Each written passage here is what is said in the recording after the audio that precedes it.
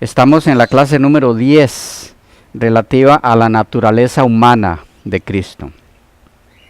Quedamos por leer algunas declaraciones sobre la naturaleza humana asumida por Cristo, declaraciones de Ellen G. White, que enfatizan que era caída, pero regenerada. Esto es muy importante captarlo. ¿Regenerada a qué nivel? Es decir, cuando Cristo toma esa naturaleza humana caída, deteriorada, la regenera. ¿A qué nivel? Al nivel de libre de todo pecado, libre de toda contaminación, libre de toda tendencia, libre de toda inclinación al mal o corrupción. ¿Cómo es eso?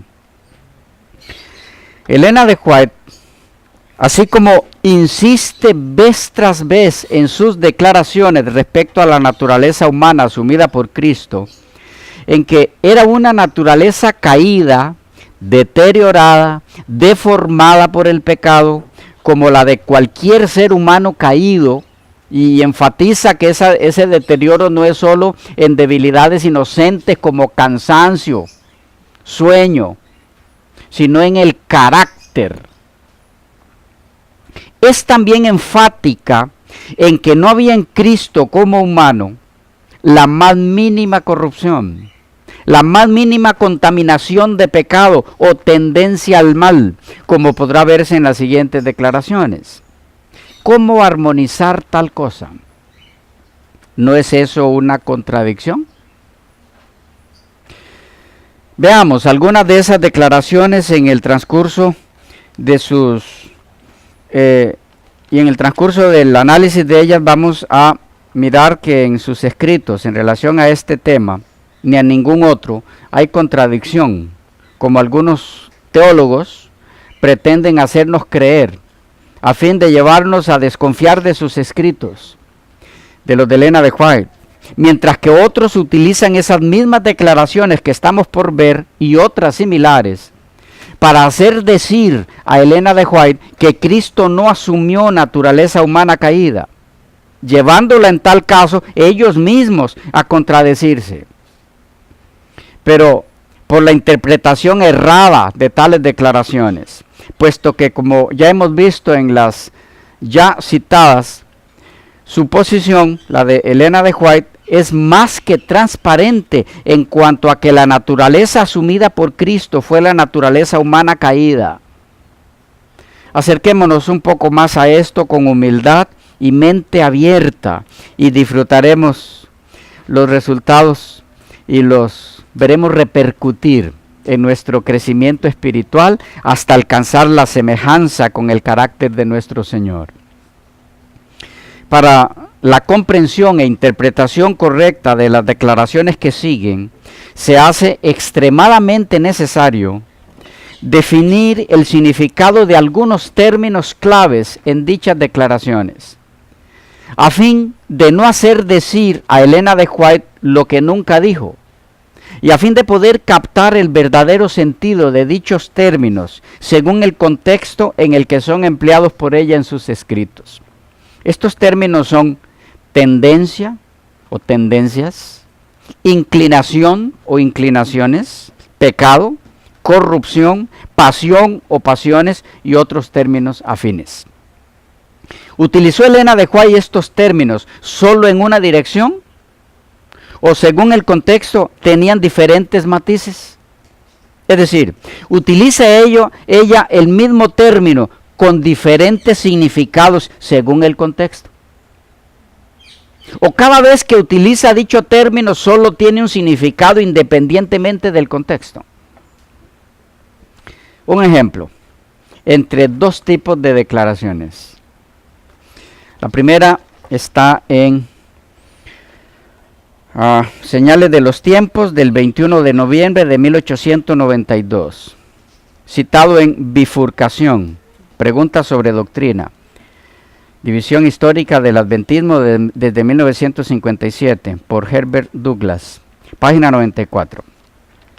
Él cita esta declaración de ella. Dice: Cristo se empeñó totalmente en la obra de salvar almas. Dejó las glorias del cielo y vistió divinidad de humanidad. Vistió divinidad de humanidad, sujetándose a la congoja, vergüenza y reproche, abuso, negación y crucifixión, aunque tenía toda la fuerza de la pasión de la humanidad, jamás se dio a la tentación de hacer lo que no fuera puro, elevador y ennoblecedor. ¿Qué tenemos aquí? Dice, tenía toda la fuerza de la pasión de la humanidad. Una segunda declaración en la misma dirección,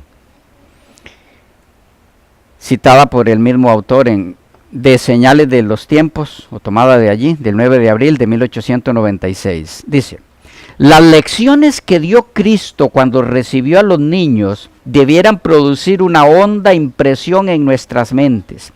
Pueden ser traviesos y poseer pasiones como las de la humanidad, pero eso no debiera impedir que lo llevemos a Cristo. Él bendijo a los niños que tenían pasiones como las de Él mismo.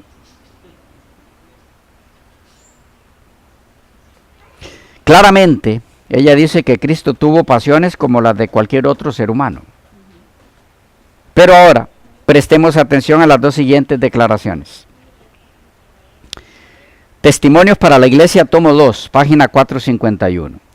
No había sido mancillado por la corrupción, ni tocado por el pecado. Sin embargo, oraba, y a menudo lo hacía con profundo llanto y lágrimas. Oraba por sus discípulos y por sí mismo, identificándose así con nuestras necesidades, nuestras debilidades y nuestros fracasos, que son tan característicos de nuestra condición humana. Noten que en esas debilidades no son solo inocentes, un paréntesis aquí, sino nuestros fracasos. Pedía con poder, ahora escuchen, no poseyendo las pasiones de nuestras naturalezas humanas caídas, pero provisto de debilidades similares, tentado en todo según nuestra semejanza. Jesús sufrió una agonía que requería ayuda y apoyo de su Padre. Cristo es nuestro ejemplo. ¿Son los ministros de Cristo tentados y fieramente abofeteados por Satanás? Así lo fue también el que no conoció pecado. Y otra cita. Esta está en Joyas de los Testimonios, tomo 1, de 1971, la edición, página 218. Nuestro Salvador se identificó con nuestras necesidades y debilidades porque elevó sus súplicas nocturnas para pedir al Padre nuevas reservas de fuerza a fin de salir vigorizado y refrigerado, fortalecido para arrostrar el deber y la prueba. Él es nuestro ejemplo en todo, se hermana con nuestras flaquezas, pero no alimenta pasiones semejantes a las nuestras. Como no pecó, su naturaleza rehuía el mal. ¿Qué tenemos aquí? Una paradoja, una aparente contradicción. Pero es solo eso, aparente. ¿Por qué? Porque al analizar los diferentes sentidos dados por Elena de White al término pasiones, según el contexto, puede verse a todas luces que tal contradicción no existe y que no es acertada la posición de algunos en cuanto a que en sus escritos ella es confusa. ¿Y cuáles son los dos sentidos en los que Elena de White utiliza el término pasiones según el contexto? 1. Aquel con el que se hace referencia a las pasiones o propensiones que nos fueron dadas divinamente a todos como parte del ser humano, en su totalidad, cuando Dios lo creó, las cuales deben ser controladas por la razón y el Espíritu Santo. En esa dirección, leemos a manera de ejemplo lo siguiente: Testimonios para la Iglesia, tomo 3, edición 2004, páginas 95 y 96, dice: tenéis esa edad, está hablando de los jóvenes, tenéis esa edad en la que la voluntad, el apetito y las pasiones claman por ser complacidas. Dios las ha implantado en vuestra naturaleza para propósitos elevados y santos. No es necesario que se conviertan en una maldición para vosotros al ser degradadas. Pero llegarán a serlo cuando se nieguen a someterse al control de la razón y la conciencia. Refrenarse, negarse, son palabras y actos con los cuales ustedes no están familiarizados por experiencia. Las tentaciones los han dominado. Estas pasiones son pasiones elevadas, proveídas, dice, por Dios al ser humano cuando creó a Adán, y deben mantenerse bajo el control de la razón y del Espíritu Santo. Otra declaración en esa misma línea, tomada de Patriarcas y Profetas, páginas 24 y 25, edición digital, dice: el hombre había de llevar la imagen de Dios, tanto en la semejanza exterior como en el carácter. Aunque únicamente Cristo es la misma imagen del Padre, Hebreos 1:3, el hombre fue creado a semejanza de Dios. Su naturaleza estaba en armonía con la voluntad de Dios. Su mente era capaz de comprender las cosas divinas. Sus afectos eran puros. Sus apetitos y pasiones estaban bajo el dominio de la razón. Era santo y se sentía feliz de llevar la imagen de Dios y de mantenerse en perfecta obediencia a la voluntad del Padre. Otra más. El Ministerio de Curación, página 92, edición digital. El cuerpo tiene que ser puesto en sujeción. Las facultades superiores de nuestro ser deben gobernar. Las pasiones han de obedecer a la voluntad, que a su vez ha de obedecer a Dios. El poder soberano de la razón, santificado por la gracia divina, debe dominar en nuestra vida. ¿Qué tenemos entonces aquí?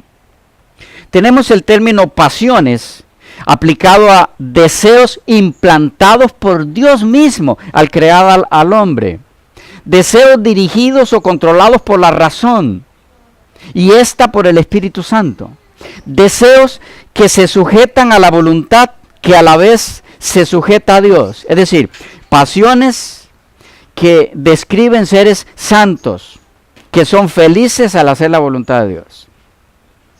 Pero ahora, tomemos un poco de tiempo para mirar el otro sentido en el que Elena de White utiliza el término pasión o pasiones. Aquel con el que se hace referencia a las mismas pasiones que Dios implantó en la naturaleza humana al crear al hombre, pero ahora pervertidas, desviadas, deterioradas, contaminadas por la corrupción del pecado, cuando no se sujetaron más a la razón dirigida por el Espíritu Santo. En esta dirección notemos las siguientes declaraciones, entre muchas otras.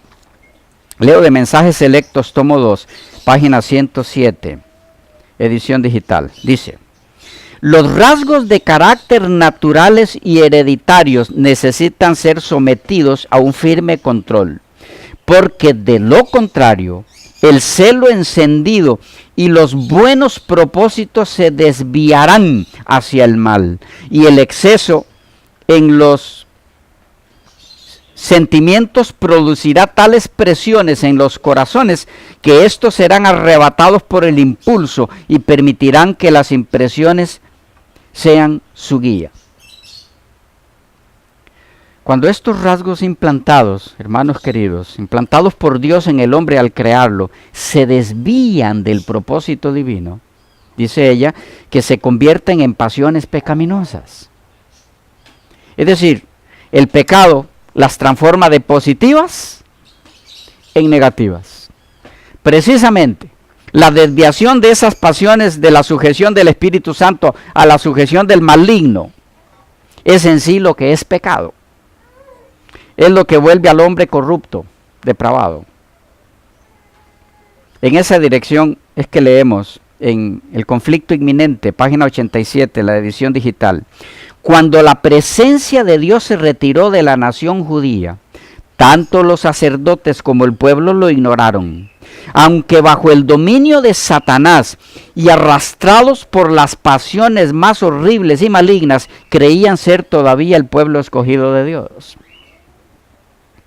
En el contexto del juicio ejecutivo después del milenio, se lee en El conflicto inminente, páginas 116 y 117, la edición digital, así.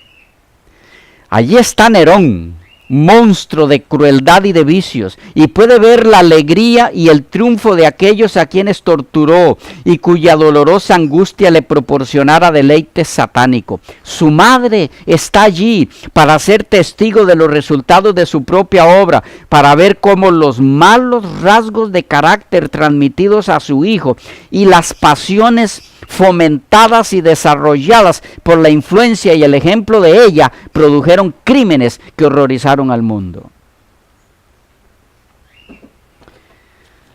En Cartas a jóvenes enamorados, edición de 1987, páginas 61 y 62, edición digital, dice: vivimos en una época en que la corrupción surge por todas partes, la concupiscencia de los ojos y las pasiones corruptas se despiertan por la contemplación y por la lectura. El corazón se corrompe por medio de la imaginación. La mente se complace en contemplar escenas que despiertan las pasiones más bajas y viles. Estas imágenes viles, vistas a través de una imaginación contaminada, corrompen la moral y preparan a los individuos engañados e infatuados para que den rienda suelta a las pasiones concupiscentes. Bien, en esta línea hay muchas declaraciones también, pero el punto aquí es que la referencia en tales contrastes es a pasiones pervertidas, corruptas. ¿En qué nos ayuda? El captar los dos sentidos opuestos entre sí que Elena de White da en sus escritos al término pasiones, en mucho. Porque nos ayuda a entender a qué se refiere cuando ella habla de pasiones pecaminosas que nunca hubo en Cristo. Y a qué se refiere cuando habla de pasiones semejantes a las nuestras que había en Cristo. Sin que tal situación nos lleve a la desdichada conclusión a la que algunos han llegado a leer sus escritos en cuanto al tema de la naturaleza humana de Cristo, señalándola a ella como confusa en sus conceptos. O por otro lado, señalando que Cristo no compartía las pasiones del cristiano, del convertido, del nacido de nuevo. Dicho de otra forma, las pasiones que Cristo no poseía eran las pasiones corruptas, características del pecador, mientras que las pasiones que sí poseía eran las pasiones implantadas por el Espíritu Santo en el creyente en el nuevo nacimiento. Las pasiones elevadas, sujetas a la razón y al control del Espíritu Santo. Ahora bien, si las pasiones que caracterizaban y caracterizan al nacido de nuevo son las mismas que estaban en Cristo, es porque en el nuevo nacimiento del creyente ha ocurrido una transformación, de tal manera que aquellas pasiones pecaminosas, corruptas, que antes caracterizaban al ahora nacido de nuevo, tienen que haber sido erradicadas de su vida, extirpadas por el poder del Espíritu Santo, que ha tomado control de su vida y ha llevado todo pensamiento a la obediencia a Cristo. Esa naturaleza humana caída, pero ahora regenerada, vuelta a la armonía con Dios, donde le son implantados de nuevo las pasiones nobles y elevadas como Adán al principio, es precisamente la naturaleza humana asumida por Cristo. Solo que en su caso esto ocurrió desde que fue engendrado en el vientre de María, porque él no necesitó nuevo nacimiento, puesto que nunca pecó. Visto desde otro ángulo, la naturaleza humana asumida por Cristo fue la naturaleza de Adán, del Adán caído, que por su pecado se había separado de Dios al dejar de someter las pasiones elevadas y santas que Dios había implantado en él al crearlo a su imagen y poner estas pasiones bajo la sujeción del maligno. Cuando Adán hizo esto, se incapacitó para obedecer a Dios. Sus pasiones, ¿qué pasó? Se corrompieron. Esas elevadas que Dios puso en él se corrompieron y ya no estaba en el poder de obedecer porque había entregado su razón y su voluntad al dominio de Satanás. Esa naturaleza caída de Adán fue la que Jesús vino a rescatar, a redimir, y para eso tenía que hacerlo, asumirla. ¿Cómo lo hizo? Implantando de nuevo en esa naturaleza caída los rasgos del Creador, la naturaleza divina del Padre, que en su unión con la humana hace dos cosas. Número uno, extirpa la naturaleza humana, extirpa de ella toda pasión pecaminosa, toda corrupción heredada o adquirida. Esto porque el pecado no puede permanecer en la presencia de Dios. Dos, implanta en esa naturaleza humana caída el carácter de Dios, la naturaleza divina, dejando al hombre, aunque sujeto todavía a un cuerpo pecaminoso, en condiciones de ejercer de nuevo su libre albedrío que perdió con el pecado, a fin de que por el ejercicio de su ahora libre voluntad vuelva a sujetar sus pasiones elevadas al continuo control de la razón, guiada ahora por el Espíritu Santo, que ha implantado en él la naturaleza divina. Ahora bien, en el caso de nuestro Señor, la unión de las dos naturalezas, la divina con la humana, se dio desde que fue engendrado. Y en ese aspecto se diferencia de todos nosotros, puesto que en nuestro caso la unión de la naturaleza divina con la humana caída se da a partir del nuevo nacimiento, cuando de la misma forma somos engendrados por el Espíritu Santo y no de varón. Y es precisamente a partir de allí cuando Dios pide del cristiano que viva la vida de Cristo. Y en este sentido es también en que Elena White menciona que no debemos presentar a Cristo como completamente igual a nosotros. ¿Ya? Él,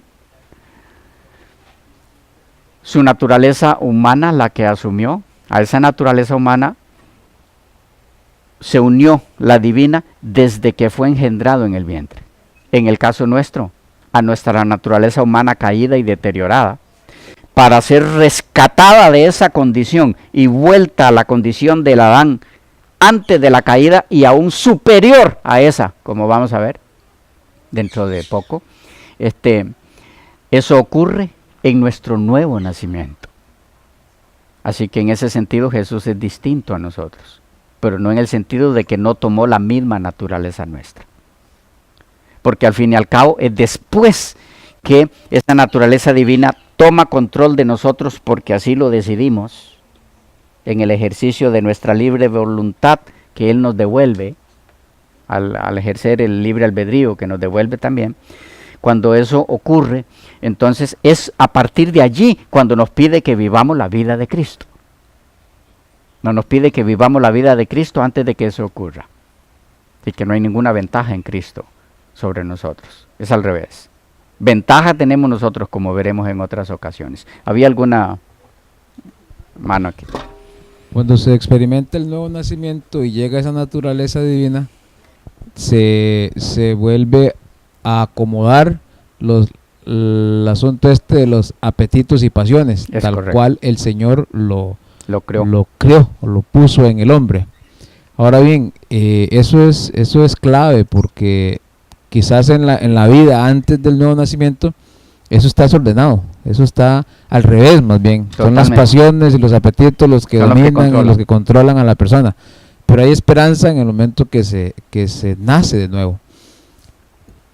El punto que usted menciona de que esa posesión de la naturaleza divina o en la cual fue engendrado Cristo no puede ser dada en algún ser humano. en el propio momento de su concepción. No tenemos ningún registro en la Biblia de que eso se haya dado con ningún ser humano. Lo más cercano a eso es de Juan el Bautista, que fue lleno del Espíritu Santo desde su nacimiento, ¿ok? Que es distinto. Ok, no, ahora yo no me refiero a que experimente el nuevo nacimiento, sino que nazca o sea concebido en una condición en la que sea controlado igual que el Señor, o sea, que no nazca separado, como normalmente nace el ser humano, separado del Señor. Eso no tiene que ver con los papás o ya en sí por la naturaleza caída que tenemos.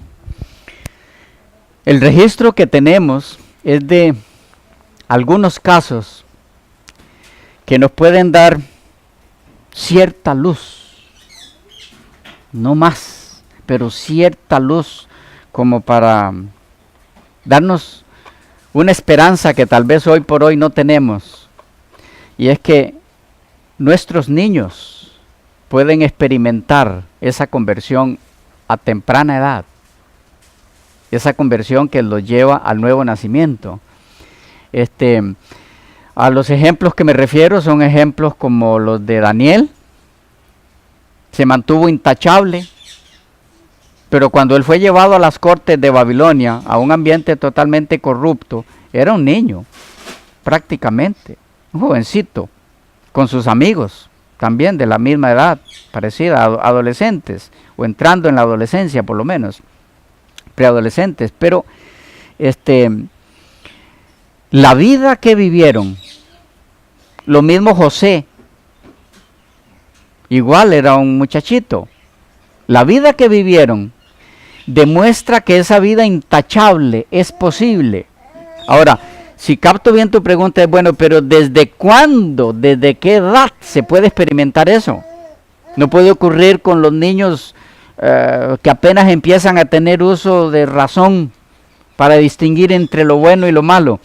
¿Hasta qué punto, hasta dónde ya eso puede darse? No tenemos en la Biblia registros específicos en relación a eso. Tenemos muchas declaraciones de Elena de White que nos indican que la influencia prenatal y la formación de los propios padres y de los padres de nuestros padres y de los padres de los padres de nuestros padres, todo eso juega un papel importantísimo para que esa experiencia se dé en los niños en la más temprana edad posible. Sí tenemos, como te digo, registros de que eso se dio a muy temprana edad. No nos dice la Biblia desde cuándo. José, Daniel, todos ellos fueron o experimentaron esa decisión de entregar la vida a Cristo. ¿Desde cuándo? ¿Desde qué edad tenían? ¿Eran infantes o cuándo lo hicieron? Lo que tenemos es lo que se refleja en sus vidas ya como jóvenes, pero sí debemos entender que eso no ocurre de la noche a la mañana. Jóvenes que antes de ser llevados al cautiverio vivían una vida desordenada en relación a las normas de Dios, no iban a hacer lo que ellos hicieron. Eso tenía que venir desde muy temprano, desde sus primeros años. ¿Ya? El registro que sí no tenemos así es específico, a partir de cuándo experimentaron ellos la conversión, pero sí hay una declaración de Elena de White que dice que cuando llegan a la preciosa edad en la que aman a Jesús, y para eso tienen que haber sido instruidos en lo que Él hizo por ellos, dice, debieran bautizarse. Lo que indica que la conversión puede darse en ellos a muy temprana edad. ¿Ya? Es lo que podría decirte, pero hasta ahí. No tenemos que yo conozca, ¿verdad? Puede que exista, que yo conozca algún registro donde diga que tal persona experimentó esto de la naturaleza divina, asumiendo su vida, asumiendo la humana y convirtiendo esas pasiones malas que fueron deterioradas o devolviéndolas a su estado original, a tal edad. No hay. Pero todo apunta a que por la formación correcta de los padres eso puede darse a muy temprana edad. Podemos verlo también desde el punto de vista negativo, cuando miramos a los niños que algunos de ellos apenas gateando y ya egoístas. Entonces quiere decir que si hay tendencia al mal que se refleja, también pueden ser ya regeneradas. ¿Ya? Depende muchísimo de la instrucción que reciban. Bueno, nos corresponde en la próxima sección, porque se nos volvió a ir el tiempo, entrar en algo de análisis en algunas de estas declaraciones donde ella menciona estos otros términos. Nos vemos en las próximas secciones.